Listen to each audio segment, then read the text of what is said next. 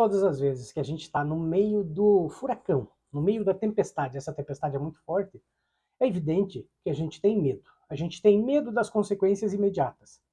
Mas tem uma coisa que a gente esquece, e isso vale para tudo. A tempestade vai acabar. O furacão vai passar. Então fica comigo nesse vídeo para a gente entender a surra que vai levar o bolsonarismo muito em breve. A extrema-direita é um movimento muito forte. Os movimentos mais comuns, vamos dizer assim, os mais conhecidos da extrema-direita, são o nazismo e o fascismo, e eles deixaram raízes até hoje, especialmente aqui no sul do Brasil, na Argentina e no Uruguai. Por quê? Porque foram os lugares que mais receberam fugitivos do nazismo, soldados nazistas, né, fugitivos. Eles, naturalmente, vieram para cá, fizeram família, todo mundo ali bem mocadinho, trocaram de nome. Sabe aquele tiozinho que era teu vizinho, que você achava que ele era bacana e tal, e depois você vai descobrir que ele era um nazista foragido. Foi assim com muitos, a gente sabe disso hoje em dia. Ainda assim, ainda que alguns tenham sido descobertos, a maioria não foi e passou batido. Fizeram família, tiveram filhos, tiveram netos, e muito provavelmente aquela ideologia persistiu com eles. Significa o quê? Eles fizeram raízes na nossa sociedade. E não é de se estranhar. Quando você começa a perceber o pensamento de certas pessoas, que são às vezes seus vizinhos, às vezes até seus familiares, você pensa assim, puxa vida, mas é estranho.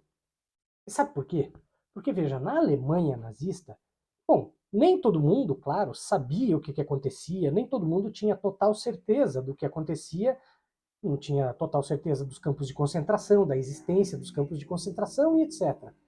Mas, ao bem da verdade, é que boa parte do discurso nazista, com exceção da morte pela morte, mas aquele discurso eugenista, aquela coisa racista ao extremo, aquilo simplesmente galvanizou a Alemanha. Todo mundo praticamente apoiava o nazismo. E quem não apoiava tinha que ficar quieto, óbvio. Significa dizer que essa ideologia, esse higienismo que alguns candidatos insistem em apresentar, ainda agora em 2024, significa que isso está muito enraizado na própria alma de muita gente. O extremismo brasileiro, ele tomou corpo. Perceba, não é que ele não existisse, ele não tomava corpo, ele era um extremismo envergonhado. O extremismo brasileiro, ele tomou corpo a partir da eleição do Bolsonaro. Só que o bolsonarismo, conforme nós o conhecemos, ele já está terminando. Não é a extrema-direita que está terminando, é o bolsonarismo. É diferente, porque o Bolsonaro foi vencido por outros representantes ainda piores do que ele, é bem verdade, mas ele foi vencido por N motivos, inclusive a covardia do Bolsonaro e a falta de palavra do Bolsonaro. Boa parte da população ficou realmente muito cansada do bolsonarismo, muito extenuada. Também é importante notar que nem todas as pessoas que apoiaram o bolsonarismo se viram representadas pelo bolsonarismo. Algumas se desapontaram, outras queriam que a coisa ficasse ainda pior. Elas queriam uma coisa ainda mais perversa. Acontece que nos municípios a coisa funciona de uma forma um pouco diferente. Historicamente, as eleições nos municípios brasileiros não estão necessariamente colados com os resultados da eleição nacional.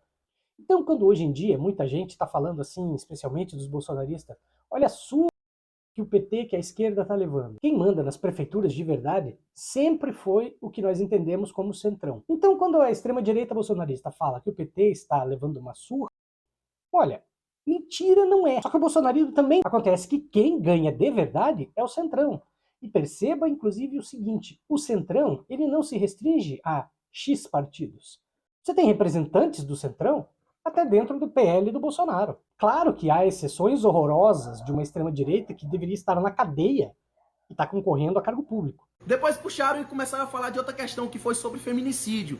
Ah, mas o feminicídio, aqui no Brasil, tantas mulheres morrem por dia. Tá, dane-se. Agora, um cara desse, depois de eleito, sabe o que vai acontecer? As pessoas vão começar a perceber, efetivamente, que ele é um idiota, que ele não tem condições de ser prefeito. Assim como boa parte da população brasileira percebeu que Jair Bolsonaro não tem condições de ser representante de nada no Poder Executivo. Também não tinha no Legislativo. Mas acontece que o Poder Legislativo é uma coisa muito mais distante. É muito mais abstrato. As pessoas não entendem muito bem o que faz um deputado, um senador, um vereador. E segundo palavras do próprio Bolsonaro, o vereador não faz porra nenhuma. Ele falou isso se referindo ao filho dele, que foi eleito vereador agora em Balneário Camboriú. Primeiro que vereador não faz porra nenhuma. Primeiro que vereador não faz porra nenhuma.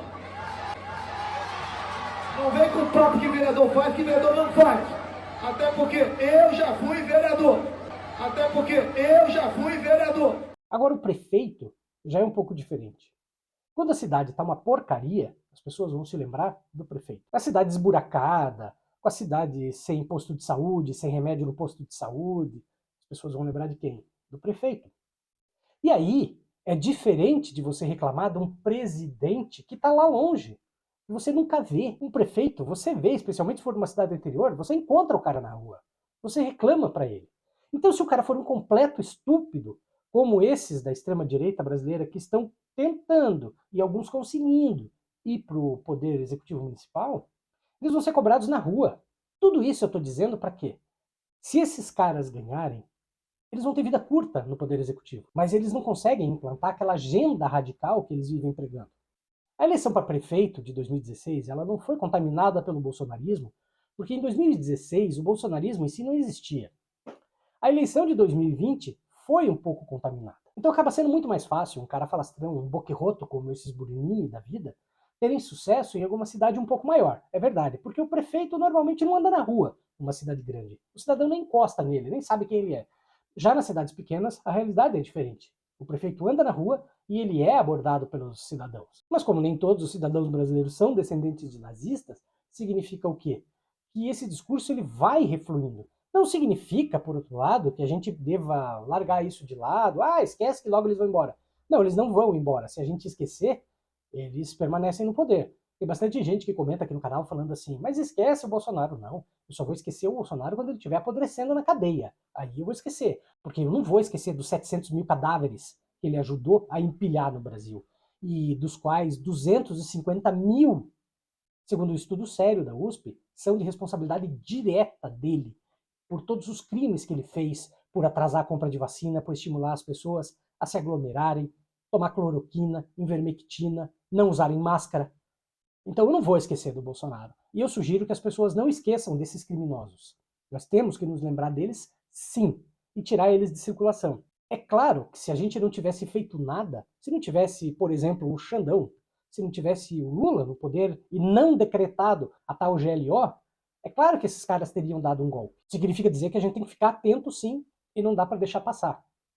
Mas eu acho, pela primeira vez, que a gente tem chances concretas dessa onda de extrema-direita estar refluindo. E isso vai começar a acontecer a partir do momento em que tomam posse os novos prefeitos.